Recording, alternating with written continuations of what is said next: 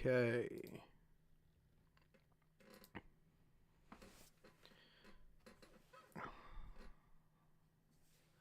Hopefully we are streaming.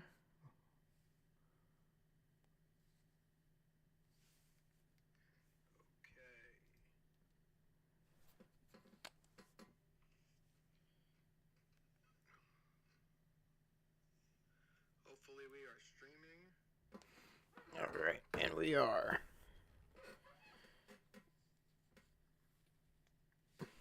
Okay, welcome to the Wrestling Pod. I am your host, Carlito Santiago, and today, what I have for you is, of course, what happened and what went down on Monday Night Raw in Brussels, Berlin. Or no, Belgium. I always keep getting Berlin. I always keep getting them mixed up. Anyway, we were in the bells. So, thanks to Chris Muller for the Bleacher Report. The European tour is officially underway, and since Raw is now on Netflix, fans in the U.S. were able to watch the show live in the afternoon instead of having to wait until a pre-recorded episode aired at the usual time. Now, following, of course, John Cena's betrayal at the Elimination Chamber, Cody Rhodes has been waiting for a chance to confront him, and he had the opportunity to do so this week. Not only that, but we also had, of course, a usual array of action, including an Intercontinental Championship match between Braun Breaker and Finn Balor. I want to know how that went down. WrestleMania 41 is still over a month away, so WWE has a lot of time of building up all these storylines and making each feud feel important. So, we kicked off with John Cena, man. The Brussels crowd helped up signs to create the Belgian flag as, of course, the show opened. Corey Graves and Michael Cole welcomed us before throwing a video package of Cena and Rhodes' recent storyline. When Cena came out, the crowd erupted with boos, of course, with the saying, "John Cena sucks. John Cena sucks." Rightfully so, he does, but I fucking love him. And he apparently hates me. What? The usually smiling Cena walked to the ring without his usual energy. The crowd broke out into dueling "Let's Go Cena" and "Cena Suck" chants. The 16-time champion stood silently for a long time and let them chant. Of course, "Shut the fuck up," "Cena sucks," "Let's go Cena," "You sold out," and a bunch of other shit. So he acted like he was going to leave without saying anything before picking up the mic and giving one of his motivational Twitter/X quotes. He said he had been the victim in an abusive relationship for 25 years with the crowd. Now, what's interesting is he brings up an abusive relationship. If you remember on SmackDown, I think it was on SmackDown, it could have been on Raw, where Cody mentioned how he had to tell his daughter that he walked into a wall when his little girl asked him what happened to his eye. Usually women tend to, make up something, say, I fell down the stairs, or I walked into a wall. So obviously this is an abusive relationship. So I love that Cena piggybacked and played off of this and used this as his way. It's not you. I'm not in an abusive relationship with Cody. I'm in an abusive relationship with the fans. Fuck the fans. If you support me or if you do not. So Cena claimed he is neither, and I thought this was perfect. This was so Cena, and this was so breaking kayfabe. This is so breaking the character wall. He claimed he was neither a babyface nor a heel, but he is a human being, and I love how he expressed that. It made me feel like, holy shit, he broke the fucking wall. He broke kayfabe. He literally went out there and said, he's not a babyface, he's not a heel. Vince McMahon would have never let that fucking happen. He would have never let Cena go out there and say that shit. Never. Never. He would have made up some shit. He said every fan has been awful to him and went on a rant about how he tried to change for them only to continue getting booed. Now, Cena does have a point. When Cena was out there kind of, going back and forth, we would hear in 2010 and moving forward, we would hear the fucking "Let's go Cena, Cena sucks" chant. Especially during the time when he feuded with The Rock, which is very interesting. Now, he said he was breaking up with the crowd shortly before Cody Rhodes made his entrance. The American Nightmare ripped into Cena for turning on everyone and said he wants to face the best Cena at WrestleMania, not this whiny little bitch standing in front of him. And this is where, of course, Cena. This is where kind of where what is it? This is where he shined. He fucking shined heavy. Cena wanted to make sure that there was nothing that was good. There was nothing left. Oh wait, I'm saying hold on. No, I'm saying Cena. I meant Cody Rhodes. Cody Rhodes, fucking nothing. Cody Rhodes wanted Cena to sit there and take it, and he did, which is very, very interesting. So while he may have gone a little heavy on the "you people" part of the promo, Cena sold the hell out of his heel turn, and he used real facts about the crowd's treatment of him to back up his feelings, which, of course, this is where Cena brings the human being aspect to his character. Of course, this isn't him being a heel or babyface, this is him being an actual human being. They're like, yo, what the fuck, you know? People rather a brutal, honest asshole than a fake fucking nice guy, and that's where I shine. That's where most of us shine. This was exactly what it needed to be, and the crowd helped make it work by being so vocal. Graded an A-. Now, I think the minus comes in is where like Cody Rhodes had to call him a little whiny bitch and wanted to face the best Cena, right, at WrestleMania. So, and Cena didn't have any response. He went out, and the crowd went, nah, nah, nah, nah, nah, nah, nah, nah, hey, hey, hey. Goodbye. As Cena just walked right back. So, they could have really done a little bit more here with Cena kind of coming back, but Cena explained himself. And this was a better way of doing this, and I thought this was great.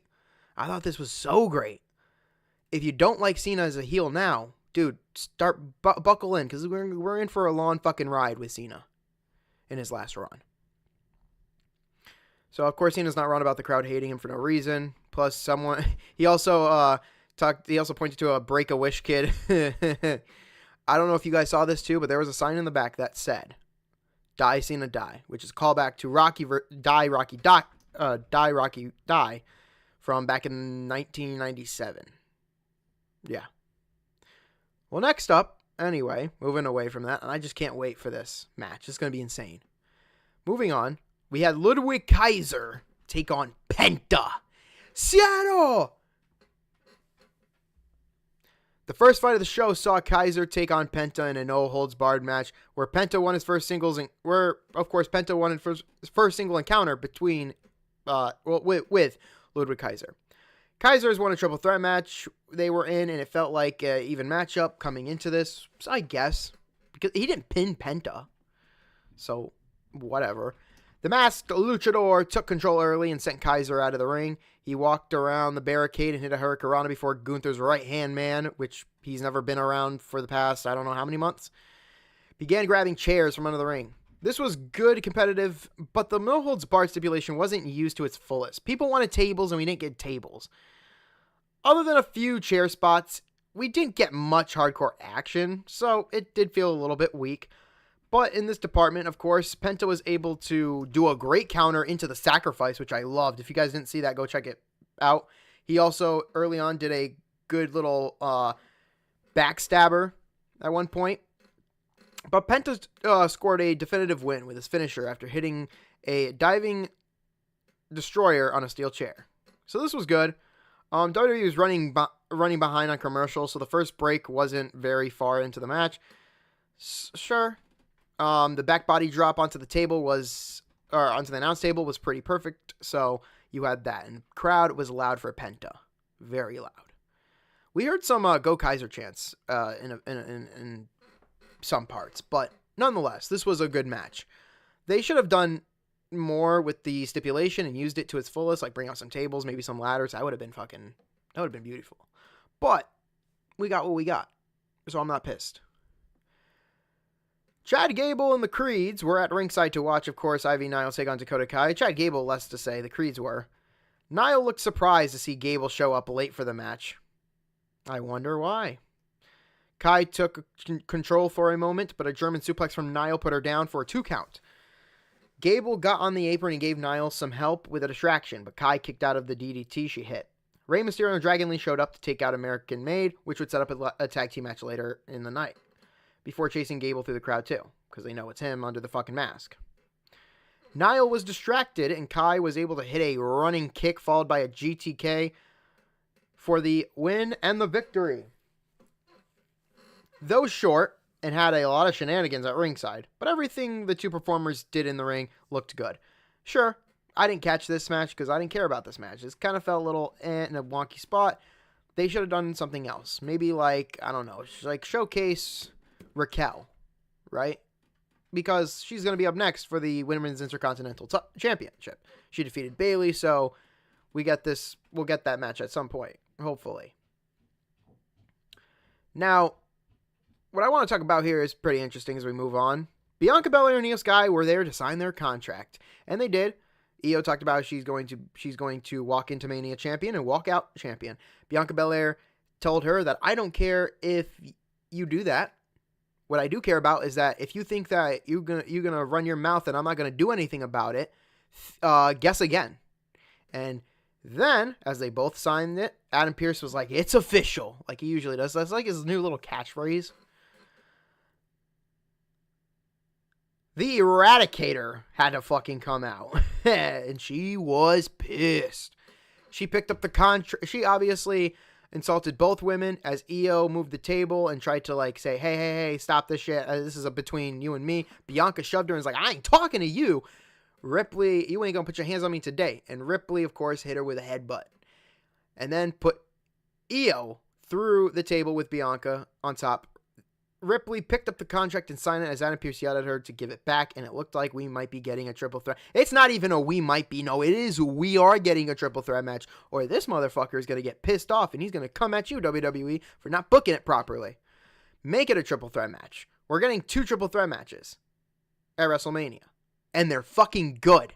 Now, I'm a bit against 2 triple threat matches in one pay-per-view. But I'll make an exception here. It's WrestleMania season, and we're all hyped up, and we're on the road to WrestleMania. So, I'll let this slide. And both triple threat matches are pretty fucking good, let's be honest. So, as we moved on, Jey Uso was out next to take on Austin Theory in a singles competition, and boy, did they drop the ball. I honestly believe, when I first watched this, I had to rewatch it back just to make sure, like, I wasn't being, like, fucked with, or, because I had to see if Austin Theory actually fucking forgot to kick out. So Grayson Waller helped provide a distraction, so that Austin Theory could get the upper hand. Uso made a quick comeback, hit a spear, whatever if you want to call that, or a crossbody they called it, for a win in about a minute. I honestly didn't. This was not a squash. I don't want anybody to say it's a squash. To be a squash means that you have to have Austin Theory, like, get beat up. Austin Theory barely got beat the fuck up. He got cross-bodied. The fuck? Fuck that. That's not a squash. Wrong. No, this ended up being a 1-minute fucking job for Uso to, I guess, honestly, I thought Theory forgot to kick out. And the rule in the WWE when this happens is, if you don't kick out the referee has one of 2 options, okay? If you don't kick out by the time the referee hits the mat for the 3rd count, the match is over. Or the referee will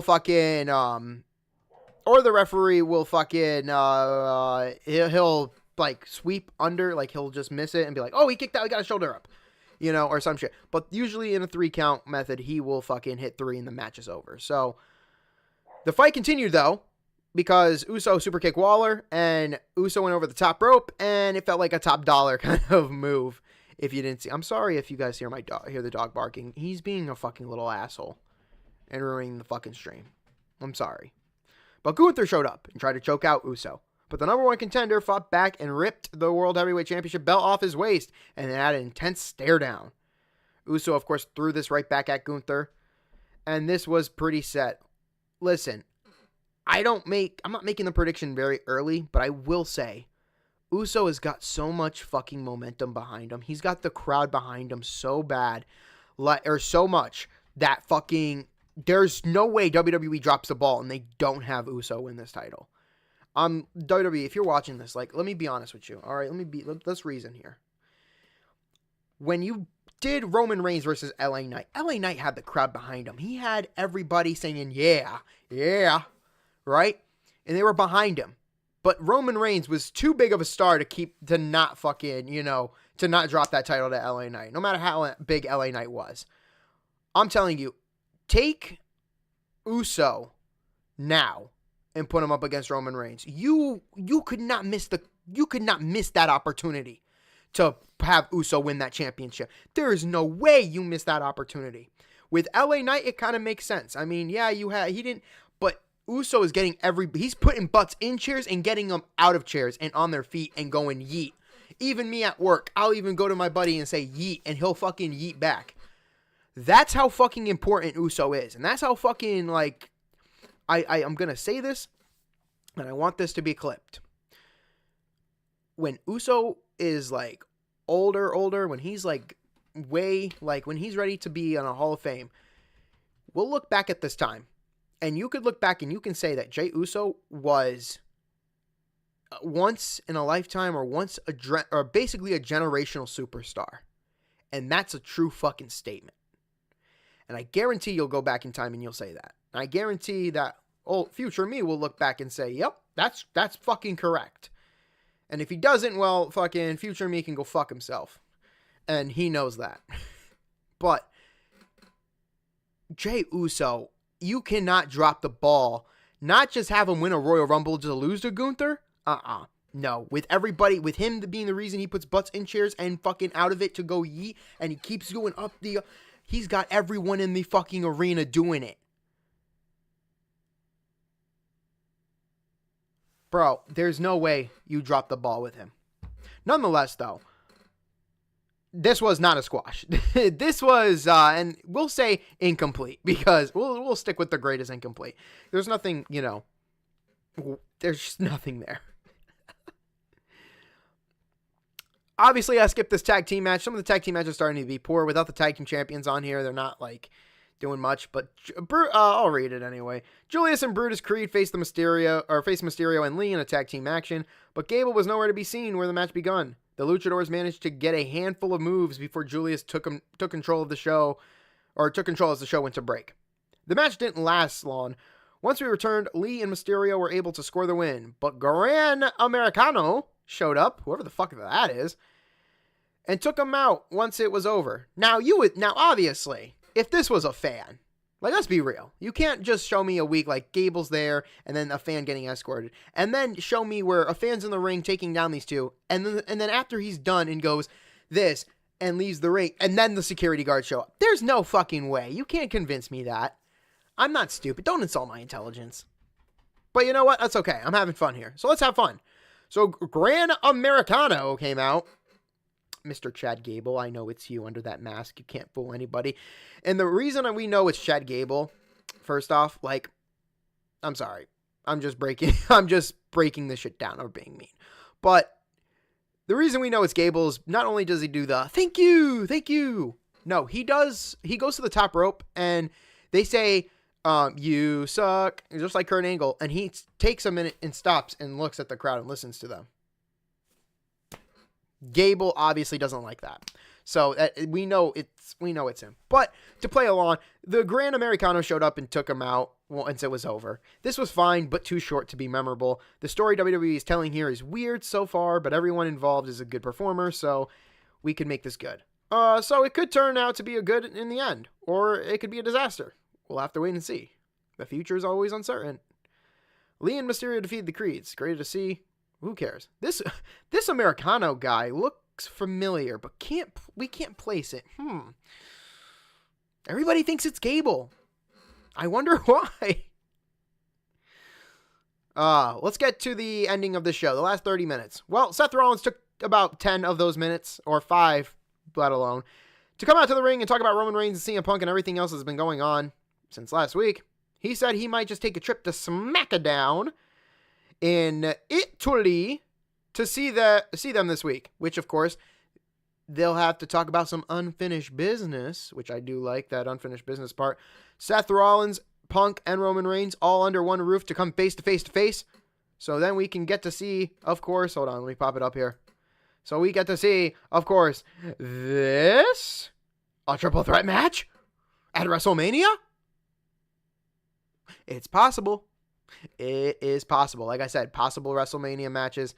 And for each one I get right, I will be like putting I don't think I can put like a lock. I can't put emojis or anything. But when they are like, we know that this is confirmed, this is confirmed, this is yet to be confirmed. Where are you? This is confirmed. So once we get everything else confirmed, like, I'll start to put, tell you what, when we get confirms, I will put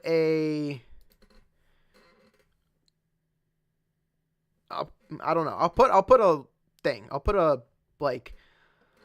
put something next to it to say it's confirmed. But, so, again, we got to our main event. Balor didn't have anyone else from the Judgment Day with him for the main event in his IC title bout against Breakker.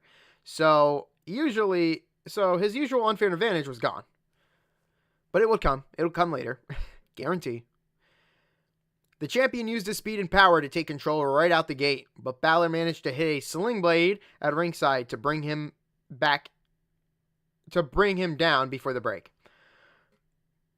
Me and Dominic arrived to try to provide some support for, of course, Balor as the match heated up. This was easily the best performance on the entire show and made Breakker look like he belonged in the ring with a veteran like Balor. Well, then treat Balor like a fucking veteran. You're making him look like a fucking fool with this whole Judgment Day shit. Fucking end this shit. Please. Please end this shit. I'm not taking Balor seriously anymore. I feel fucking bad for him because he's the last person who's going to be the babyface. Like, once we get Malachi Black and you can have him be the heel, and then you want to make Balor the babyface, yeah, and then have the original 4 Judgment Day members fucking be babyfaces, 100%. But until then, I'm still not going to take Balor seriously. Especially during that Damian Priest fucking feud with it. Like, oh my god, that was bad. Anyway, Breakker was able to hit a spear to retain the title in one of his best defenses to date. Now, in this, of course, Dominic hopped up on the apron and, yeah, I think he hit a Hurricane. Breakker hit a Hurricane from the top, or Breakker Hurricane, and then, of course, speared him to win. But Penta saved Breakker from a post-match attack, but he made it clear he's next in line for that title match as the show went off the air. We are hearing that Breakker will most likely be in a multi-man match, hence, of course, Penta being involved, Finn Balor possibly being involved, Pete Dunne, and, of course, Liquid Kaiser, and much more in the works. AJ Styles and Karrion Kross had a backstage moment. Of course, AJ having a flashback moment to when he faced Cody in fucking in Europe. So yeah, this match was great to be. Honestly, go check it out. I would suggest you guys to go check it out. It's a pretty good match. I didn't get to see much of it, only the clips, only the highlights. So I just knew how good it was. But as for Monday Night Raw, though, this week's Monday Night Raw aired much earlier in the U.S., 3 p.m. to be exact. I was still at fucking work. And I didn't even get to see it at all because I had to stay late. But it's whatever. Next week will be different because that will be at 4 o'clock. I will be watching it. And it will go on probably until, 6:30? Because they go 2.5. Yeah. Oh, I'll be able to catch it, hopefully. But of course, because it's taking place in Europe. But the biggest takeaway was how excited the Belgian fans were. They were chanting, cheering, and booing for everything as if it was the best or worst thing ever. And that always makes for the more enjoyable viewing experience at home. And let me tell you something. U.S. audience, we need to do better. We need to do fucking better. These international crowds are fucking way better than us when it comes to sporting events. Like, what the fuck are we doing? What are we doing? We need to do much more. We need to do better. We really need to do better. From the promo from Cena to cement his heel turn was exactly what he needed to do in order to make his return convincing. Everything he said was true, but he skewed it into fitting his own narrative like a pro. When it comes to the in-ring action, nothing on this episode came close to the main event with Breakker and Balor. They didn't necessarily put on a match of the year candidate, but they stole the show with a fun contest. This show as a whole didn't feel like much, but the 2 segments that bookended it were very enjoyable. The women's shit was good, I'm going to be honest with you. But yeah, those 2 were the biggest things. And yes, overall grade is a B. And I agree. This Raw was very, very exciting, very intriguing, and it had a lot of stuff to go about. To fill in gaps in storylines, honestly, this was the biggest talk. Like, this was the biggest draw. the open up, and I knew the show was going to most likely open up with it. There was no way they were going to end it. They were going to open up with it. Everybody wanted to hear what Cena had to say. This was fucking good. If anything, go fucking watch this entire segment. From start to finish, it is chef's kiss. Honestly, chef's kiss. It's fucking beautiful. And I can't wait for the WrestleMania match. So, this has been the Raw review by yours truly. Now, of course, I will be back here with you guys on Saturday for the SmackDown summary. Also, look alive because tomorrow or Thursday, I will be setting up the WrestleMania watch-along streams that will be set for a month from now or so. About a month from now. So, a month from now, you will get a lot of things. You will get the WrestleMania streams, night 1 and night 2 set on the different days. We don't know when WrestleMania is going to... Let me actually... You know what? Let's do that right now. When... Let me look that up.